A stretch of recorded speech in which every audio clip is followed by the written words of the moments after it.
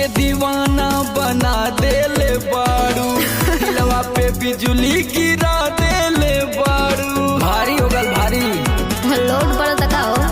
हाँ सबके दीवाना बना देले बारू, दिलवा पे बिजली गिरा देले बारू। मुआ के छोड़बू का जब देख लगा फरहत हमर लाग जाई करंट हो। अच्छा तोड़ा छोले लागे तोहर परमानेंट हो। हमके रानी घायल करे पायली तोहार। अच्छा गजब के कमर कमाने बा, 16 के चढ़ल जवानी बा। हो मोरे राजा सब खतरा के निशानी बा। गजब के कमर कमाने बा, 16 के चढ़ल जवानी बा।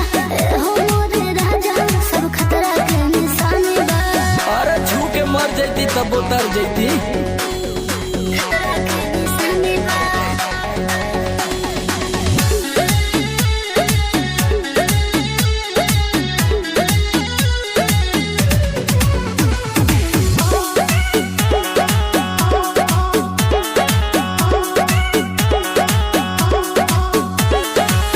पातर पातर बातो हर कमरिया, देखला बिना ना हटे नजरिया। अरे तू चीज ऐसन बारू। सच पातर पातर बातो हर कमरिया, देखला बिना ना हटे नजरिया। का करी हो साई वादा कहा से समर करल चाहे घात हो। छलहन में पता चल गया उनकर वकात हो। तोहरा पे गोरी लोगवा मारे हजार।